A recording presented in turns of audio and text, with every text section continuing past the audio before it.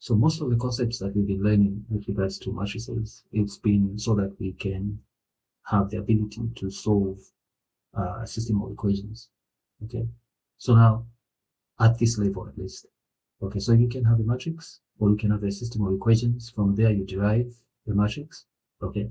Now, the first step that we need to be able to do is to be able to get a determinant. Okay. Or you can say that you can follow this path.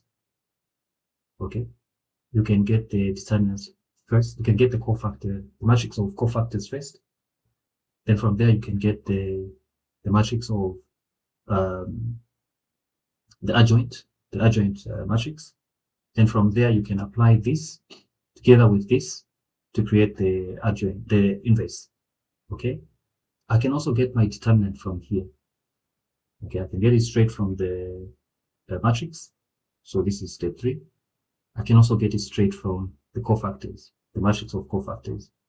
Then step number 4 is where I need to now get my cofactor or the adjoint and the determinant to create my inverse. Then this inverse is what I can apply to get my,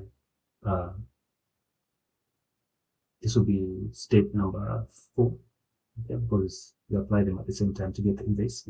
And then step number 5 is where we try to get the solutions for the system of equations.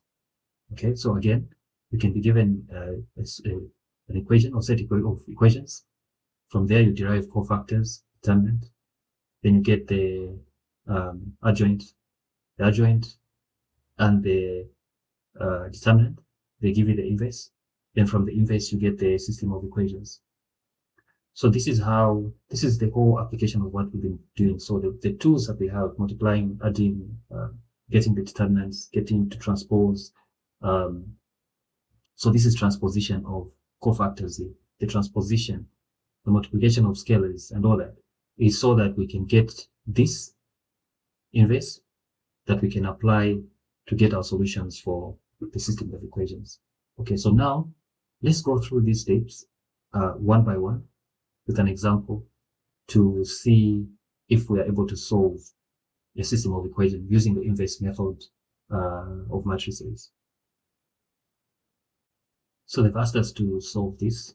The first step that we take is we create a matrix from this. So we get the coefficients of all the terms. So here it will be 1, 2, 3. That's for x.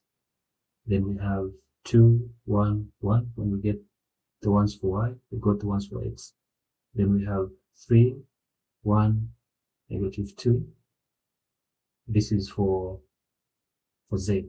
So this is our matrix that we're going to use, which is A is equal to 1, 2, 3, 2, 1, 1, 3, 1, -2.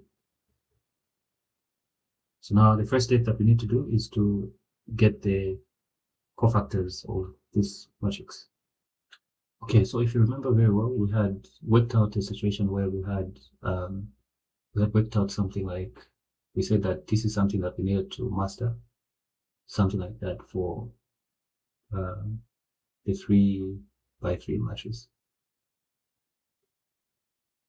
Okay, we had worked out something like this. So I said that this was very important and we needed to carry it along. So cofactors is another nugget that we need to indicate and write down. Okay, so now to get the cofactors, we actually apply this and that method that we use for determinants. So you create something quite big, like that. Okay, so you're going to expand each of these positions like the way we're getting the determinant, but then each of these positions is going to be expanded here. Okay, so if I get a position like this, I get those two, but I need to remember to combine it with the signs there. So I get this sign. Okay, then I get the magnitude of this one, 1, 1, 1, 2, 1, 1, and 1 minus 2, like that. Then I go to this element here, which is 2, but I don't get the values this time, I just get the signs. So here I get the minus. When I get the values for doing the determinant, remember, I'm not subtracting these, I'm creating elements of this set here, the matrix, the cofactors. Okay. So now I get 2. Then I avoid the column and row where 2 is. So I have 2, 3. And then I have 1 minus 2. Okay. Then I know that it's positive here. But I get the magnitude sign again. So I avoid everything that's linked to 3 there. Okay. So I get 2, 3, which is this one here. And that one, which is 1, 1. Okay. Then I can close that. Then I get this second column, second row. But remember, I need to remember the signs. So this one will be minus. Okay. This position here, and avoid everything that's connected to here. So this column, and that row leaves me this one and that one there. Okay. So 2, 3, 1, 2. It's 2, 3. Because I've got this one here. I've got this one here and that one. So I've got 2, 3. And then 1 minus 2. Okay. And the next is positive. So this is positive. I look at this position here. Again, across and across there. So I've got 1, 3. This one and that one. So I'm avoiding across. Then I've got 3 minus 2. 3 minus 2 here. Okay. Then I get my negative sign. This one here. This one here. I'm working with this now. Okay. So I avoid this line here and that line there, meaning that I have 1, 2 and 3, 1. So I know 1, 2 and 3, 1. Okay. This is where it's really tricky. You have to be very patient. So I go here and get my positive. And then I check this position here. So if I check this position here, what must I not use? So I know I'm going to remove that column, So I have this set here left, which is 2, 3, 1, 1. Okay. So this is 2, 3 and 1, 1. I know there I'm supposed to have a minus from here. Okay. So it's this position here. Again, I'm supposed to use this, and then I'll remain with this one and that one, which is 1, 2. Okay. I'm here. Remember, we're here. So I've got 1, 2 and 3, 1. Okay. So all these concepts, you need to know how to do them. Then we are dealing with this one now. So what do we avoid? This column and that row. So we have 1, 2, 2, 1. 1, 2 and 2, 1. Like that. Then this will be positive. Which means that now we can do across and subtract like we did on 2 by 2s. So this is minus 2, minus 1. Okay, so now I'm creating my matrix of cofactors. So this will be minus 2, minus 1. Okay, the sign is positive. So I have minus 3 here. Then I go to this one, minus here, but then I get the value first inside here. So it's minus 4, minus 3. Remember, it's this, then that. Minus 2, minus 3, which is minus 7 times minus. Then you have 7 positive. We go to this one. This is 2 minus 3, which is minus 1. If you can't do this quickly like this, please just practice and practice. Then this is minus 4, minus 3. Okay, so that's minus 7. This is minus 7 inside here, then negative here, so it gives us 7, positive 7. Okay, then we go here, we have minus 2, minus 9. Okay, so that's minus 11 because we have a positive here, so it remains as minus 11. Then this is 1 minus 6, that's minus 5 inside times that, we get 5. Okay, we can already even close this. Okay, then we come here, it's 2 minus 3, that's minus 1. Then here we have 1 minus 6, or 1, take away 6, then we have negative 5 times minus here, then we get 5. Here we have 1 minus 4, that's 3, then we have a positive here, but it was negative here, so it will be minus 1 minus 4, that's minus 3. Okay, so this one here now, okay, this one here now has got no special application on its own, but you need to know how to get it so that we can apply it to our next step. So this is called a matrix of cofactors. Sometimes they can ask you just to find this. Okay, find the matrix of cofactors for this matrix. Okay, so that's what you will do. All right, so we go to the next step now. Okay, so this was step number 1. We found the matrix of cofactors. Please take note, this is what we call it. The next step, now we're doing steps for how we are going to apply matrices. The next step is we're going to transpose this matrix. Okay, and we remember how we transposed. So this is called the adjoint. Okay, it's the adjoint of the matrix A. Remember, this was A in the beginning. So now we're saying it's going to be a transpose of the cofactor matrix. So if you remember how to transpose, we said that transposition is easy if you remember that you're getting the columns, the rows, and you're making them into columns.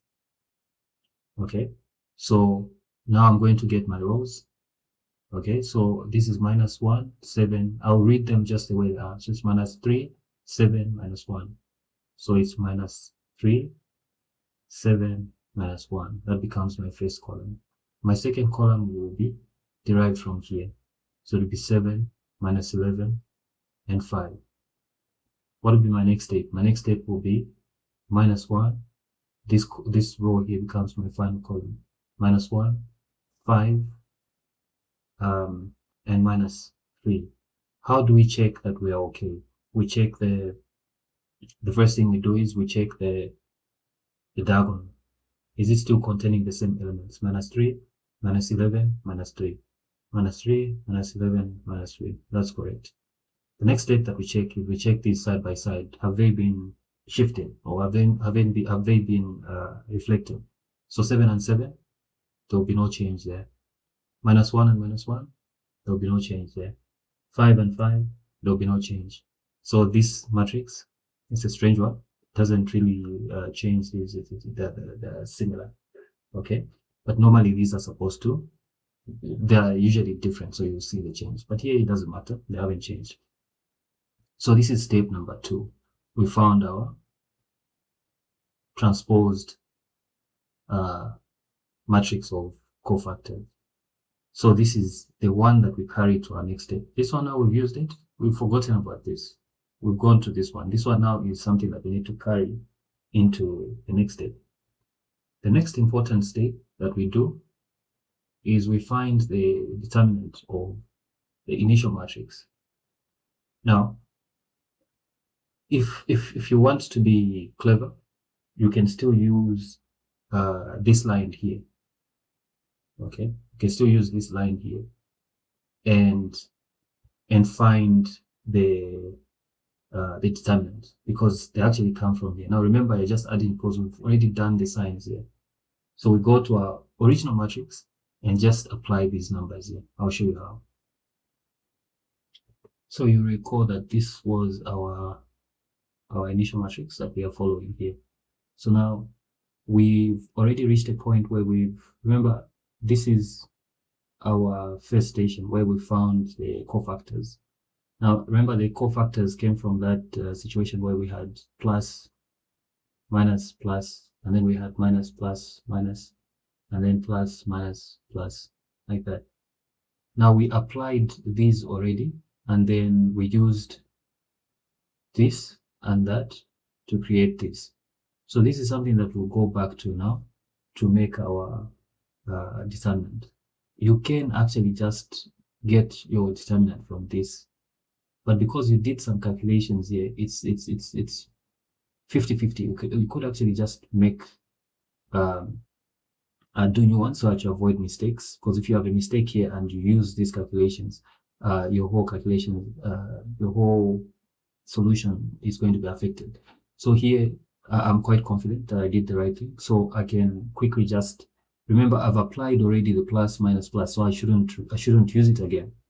So all I'm going to do, because the determinant we said you use this, that, and that. Since I've already applied the minus, plus, and minus, the plus, minus, plus, all I do now is to say determinant A, okay, is going to be, I get my 1 here, and then I multiply by minus 3, which is coming from here. Then I go plus 2. Notice I'm saying plus 2 because I already applied my negative earlier. Okay, so here I'll have my 7. Okay, then I'll also say plus here. Okay, depending on what I have there. So I've got a 3 here. So I'm going to use a 3. Okay, if I had minus 3, I should have said plus minus 3. And then I'll come and get this value here, which is minus 1. Right? So this one will be my determinant, which is minus 3 plus 14 minus 3. Right? And so this will become 14 minus 6, which is equal to 8. So this is my determinant. Okay, so the two things that we're going to carry over now to set up our inverse is going to be the determinant. Please take note of that. And then we're going to get the adjoint. The adjoint came from the cofactors that we transposed. Okay, again, the adjoint came from the cofactors that we transposed. So remember, we have our matrix. Then from there, we derive our cofactors using this. Then once we derive our cofactors, we transpose to get our adjoint. Okay, this is a permanent point that we can use in our inverse. And then we need another element that we can use now to create our inverse, which is the determinant. So what is our inverse? I'm going to put it here so that we can see everything on one page. So our inverse is going to be A minus like that is equal to, it's going to be 1 over our determinant, which is 8. Okay, and then times the adjoint. The adjoint is going to be minus 3, 7, minus 1, 7, minus 11, 5, minus 1, 5, minus 3. Okay, so remember initially we did scalars, and then we did some other ways of multiplying these. So this is how you get your inverse, and you have to go through all the steps. Okay, you have to go through all the steps. The first, get your cofactors. The second, get your adjoint by transposing. The third, you have to get the determinant. Okay, I use the shortcut here, but you can go here and redo your determinant. And then once you get the determinant and the adjoint, these two you can put together and create your inverse. This inverse is what we're going to use to do our systems of equations. Okay, so we looked at the system of equation. This is what we were given, and so now we're saying that from here we went all the way to where we got the inverse, and this was our inverse. Now we're saying to solve, we are going to multiply. So this can be split into A and B. Okay, so we're saying that if we multiply the inverse of A, which is this one, and B, we're actually able to get X, Y, and Z. And this is what I've done here. So we've got the inverse, which is this one, and then we've got B here. So we're saying that if we multiply those two, we're able to get the solutions. So we can say that x, y, z, like that, equal to. Now remember how we multiplied. We said that the number of rows or the number of columns in set A, 1, 2, 3, has to be equal to the number of rows in set B for us to multiply. And we're seeing that these actually do tally. Okay, so we can proceed and do the multiplication. So we're saying that we're going to have a single or a column matrix, because this determines how many columns we're going to have. So we just have one, but we've got 3 possibility of rows here. So there are 3 rows. Okay, so now we can say 3 times 6 is 18, and then we can say this is a 7. Okay, this is a 7. So we can say 7 times 5 is going to be 7 times 5. It will give us, and this will actually now 7 times 5 will give us 35. And then minus 1 times 1 will give us minus 1. Okay. Right. So we're supposed to add these. Okay. And then we go to the next one. 7 times 6 is 42. Then we go to 11 times 5 is minus 55. Okay, so 42 minus 55. Then we have 5 times there, we get 5. Okay. Then here we're going to have minus 1 times 6. Let's not forget 1 over 8 here. Okay, so we have 1 times 6. 1 times minus 1 times minus 6 is minus 6. Then we have 5 times 5, which is plus 25. Then we have minus 3 times 1 to give us 3. So we continue. Let's not forget our determinant. And then we'll have, here we'll have minus 19 plus 35 to give us 16. And then here we have 50 minus 50 plus 42. It will give us minus 8. And then here we'll have 25 minus 9, which is 16. Okay. Now we know how the scalars worked. You multiply each member with your scalar, your number outside. So here we're going to multiply with that. So we're going to get 2. Here we're going to get minus 1. Here we're going to get 2. Like that. So this now gives us this solution set. Okay, so we can say x, y, and z equal to, so we have these ones now, 2, minus 1, and 2. Earlier in our videos, we actually even learned how to try and prove if our answers are correct. So we can try and replace the values here. So we have 2 plus, here we said we have 2, and then we have minus 1, then we have 3, z is 2. We're saying is equal to 6 here. So we have 2 minus 2 plus 6 equal to 6. You see that we cancel these. 6 is equal to 6. So we would have solved this system of equations.